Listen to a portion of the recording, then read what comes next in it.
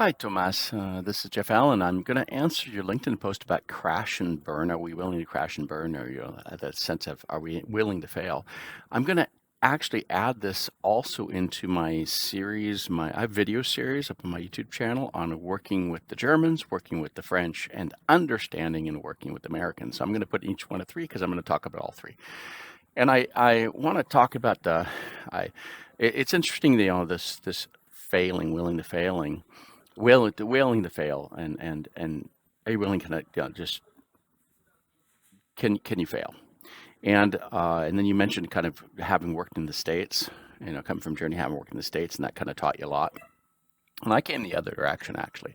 I grew up in the States, and came to Europe when I was 23 years old, and that was a shock, culture shock, because I had always been one that really made things happen, even from my childhood. And I always got, and I was just failed a lot of things and just built upon it and came from a family that didn't have much and just made everything happen, right?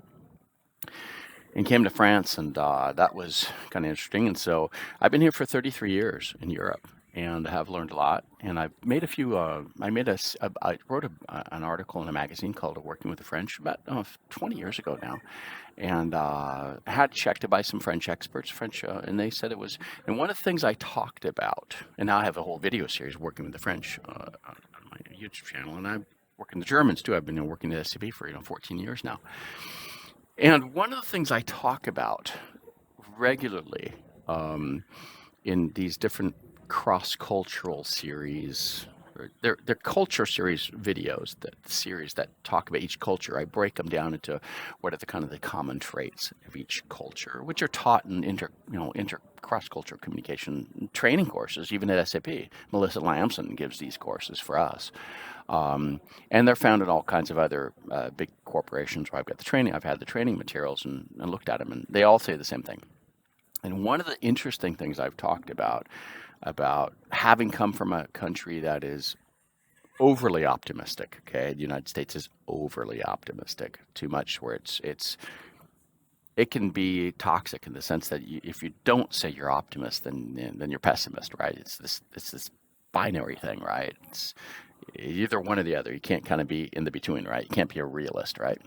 But the funny thing was, I cite this book a lot. Okay, I picked this up in the bookstore just on Saturday because I cite this book all the time, and I don't know where my copy was.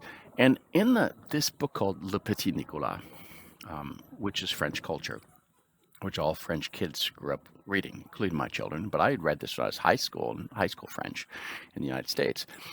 It talks about the kid in the class that's the shining, the special kid that the teacher likes and does everything for, and as the failed kid, right? And everybody in French culture doesn't want to be the one that shines and doesn't want to be the failed kid, okay? Because the failed kid, what happens when you're failed, you get your name up on the board with your grade, right? In France, it's just in front of everybody, right? And so everybody wants to avoid failure, and wants to avoid being the one that is the favorite of the class. That's what this is one of the key things in this book. And it's a key thing in the culture too, right? And this actually affects salespeople. I talk about this. Salespeople, people in France, they don't want to be sales. They want to be shiny because it goes against the book. It goes a bunch with their culture, what they grew up with, right? And so the whereas the United States, we actually, Anglo-Saxons in general are kind of this way, but Americans and Canadians, especially North Americans, we're a lot more this way, where we can do anything, right? And I'm not saying that's always good. I'm just saying that that's what the culture has brought us up to. You can do everything, okay? Um, you build upon the mistakes of the past, right? You just build up the blocks again and do it again. Um, I've been a CEO of a little startup company. Didn't work out. Funding didn't happen because of 9/11 and the dot-com crash. Okay, started over and do other stuff, right? No big deal. Whereas this kind of stuff on my resume and my curriculum vitae in France, I would never put that on there, right? Because failure indicates you're not good, right? And and despite all that we want to say that failure it's good to say failure. It isn't in the culture, right? It just doesn't work. Um, and I totally get what you're saying about it's important to build this idea of failure. Things cannot work, and it's good for the culture of the teams. I totally get it. I've been in a lot of startups and a lot of small companies and medium companies. And you fail all the time because you're trying to figure out something, right? Unless you've already done it before. And a lot of things you're innovating in smaller companies. But the problem is that when when you're in a social culture, a cultural context, that is the country where failure is bad, and there are lots of them. We can see them in the comments in the comments here in the thread. That people come from cultures where it's seen as bad, right? And this is tough. So there are country cultural aspects that affect this whole thing, which makes it possible for you to be able to do it. And it kind of depends on where you are and what position you have in a certain professional cultural context, right? That affects a lot too. And I know that for 3 decades, I have been hindered in many of the things that I can do just because of the professional social context, professional cultural context I've been put into. I can do less, okay, what I would normally do. So I have to accept that and adapt to it, and I try to make it work, but it has hindered. So this is a reality, and the same. And I know a lot of people when they move to the Europeans that they and Germany. Someone said here in the thread. I think it got deleted. I can't see it anymore. I said something about Germany. A long way to go to learn how to admit failure. Someone said it here in the thread, and I kind of that's why I'm doing this video, because it's going to go into the Working with the Germans video series and the Working with the French and the understand working with Americans.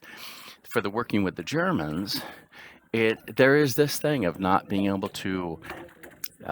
Success is so important. I mean, and things are important, not relationships. I mean, this is known. This is in all the training materials. Even my German teacher told us this. He says, in France, he said, if you want to impress Germans, he told the French people, don't make them a meal.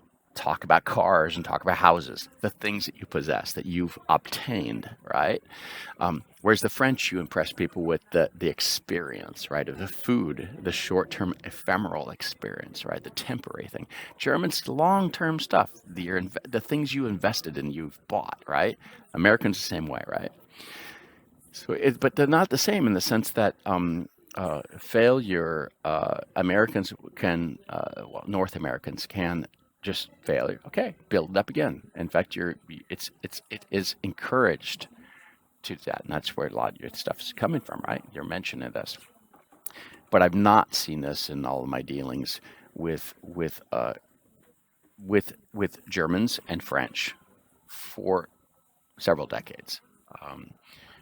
Exceptions. There are exceptions. I have seen exceptions, but they are exceptions.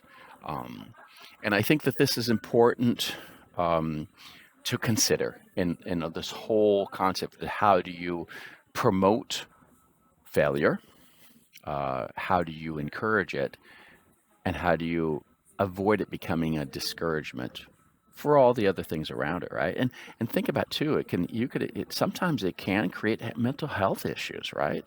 If you come from a country that is built upon trying to succeed, right? And then you fail and fail. It could lead to things of mental health, issues, psychological struggles. This is not easy. So that's why I want to bring up some of these alternative points that have to be thought about in all this. So that's just my thought about it.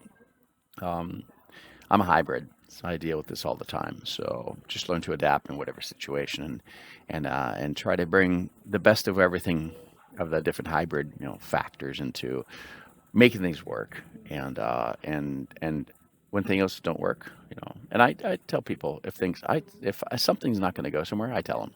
I say this not going, and this project's not going anywhere. Better not to do it, right? Better to take a route that will work than to take one that won't work, because then you build on the past, right? So that's how I kind of look at it too sometimes. But that's from a lot of experience doing stuff too. Thanks so much.